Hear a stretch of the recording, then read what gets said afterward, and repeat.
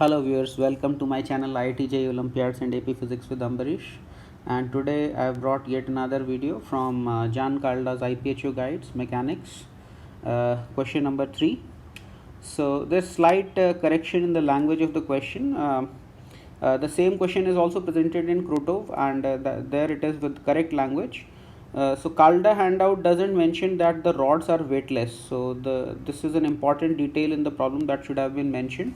Otherwise, the data would appear to be insufficient. So I have modified the language a little bit to make it consistent. Let's see. Three weightless rods of length L each are hinged at points A and B, lying on the same horizontal and joined through hinges at points C and D. So this is the weightless rod, this is the weightless rod, and this is the weightless rod. And here we have a hinge, and here we have a hinge, and of course there also we have two hinges. Okay, and this length is L, and this distance is 2L. So this is L, and that is 2L, and this is also L, and this is also L. So that will simplify the geometry a little bit if you think carefully about it. The length AB is 2L.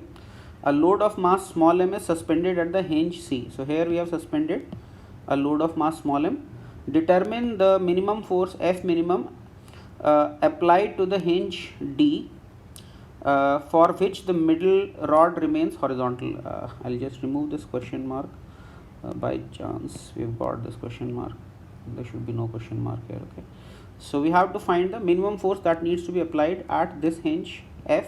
So it could be applied at any angle, and we have to find this the minimum possible value of F so that this middle rod remains horizontal.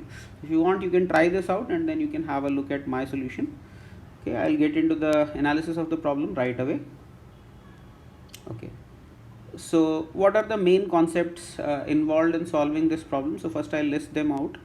So what is the first concept? First concept is that if a massless rod is hinged at end points, then at the hinges the forces on the rod must be along the rod.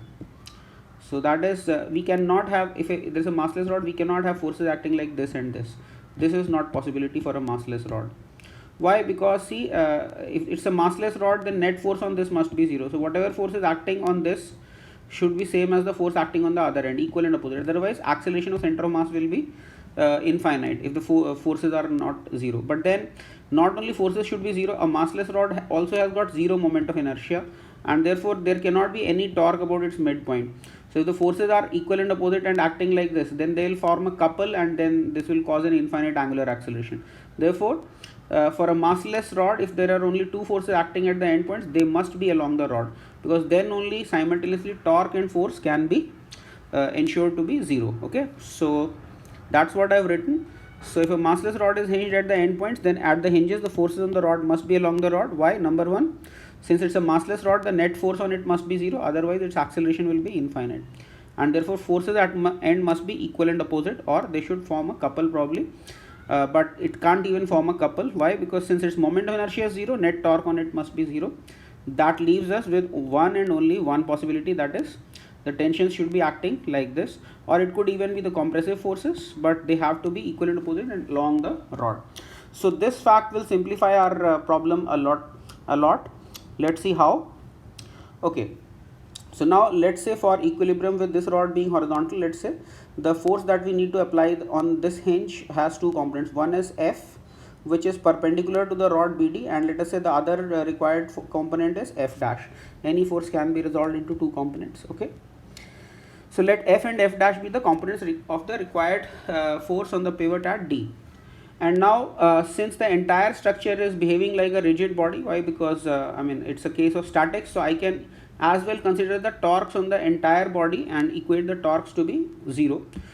So what I'm going to do is I am going to extend this rod and find its intersection point. Let's say M is the intersection point, and then these two and then net torque about this point must be 0. Now the good thing is, since this is a hinged rod, so the tension forces at end B must be along this rod only, and this force will pass through M. So we don't have to worry about this external force, because its torque about M is anyway 0.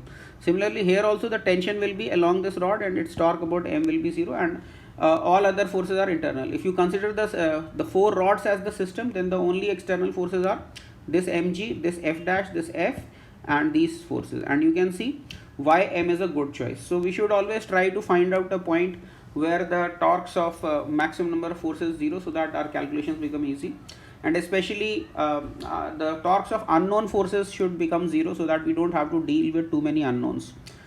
Okay, so that's why M is a very good choice. So now I just need to balance the torques about point M, and these angles you can easily work out using geometry, that this must be 60 degree, this must be 120 degree, and then this is 60, this is 60, and this is L and this is L, that you can work out very easily. Okay, so now balancing the torques about point M for the entire structure of 4 rods. So this mg will have a torque mgl cos 60 degree, because this horizontal arm will be L cos 60 degree, and this should be equal to, now this is perpendicular, and F prime again has got no torque about M, so F into L. So this gives you F is equal to mg by 2. So one thing is sure, that the component of the force applied at D perpendicular to the rod BD must be equal to mg by 2. This much we know. Now what about the component along this rod? So you can readily see that this component does not matter. If you increase this component, then we can always, suppose you have the balance for some value of f prime, and now if you increase the value of f prime, what will happen? If you increase the value of f prime, that can always be balanced by the increasing the force in the tension force in the rod BD, and it will not affect anything anywhere in the structure. So the value of f prime does not matter, you can choose any value of f prime. Okay, so that's what I've written. Also realize that any change in f prime will not disturb the equilibrium, because it can always be balanced by adjusting the tension in rod BD. I hope you got this point. So f prime can be chosen to be anything. So what should we choose for f prime? We want to minimize the resultant of f and f prime. So best is to choose f prime equal to 0. So that's what I've written. So for minimum applied force on the hinge, we take f prime equal to 0, and then f minimum is simply equal to that f that we calculated the perpendicular force, and that is equal to mg by 2. So that is our final answer. So minimum force required is mg by 2, and that should be applied perpendicular to the rod BD like this. Okay, so that's the analysis of this problem. I hope you enjoyed the solution, and if you did enjoy the solution, please do like this video, do give it a thumbs up, and do share it with your friends through various WhatsApp groups or Telegram groups or Discord server or whatever media you use for networking with your friends. And most importantly, if you have not already subscribed to my channel, please do subscribe to my channel, because that's what keeps me motivated to do newer and newer videos. And thanks a lot for watching this video, and I'll see you in the next one, and God bless you all.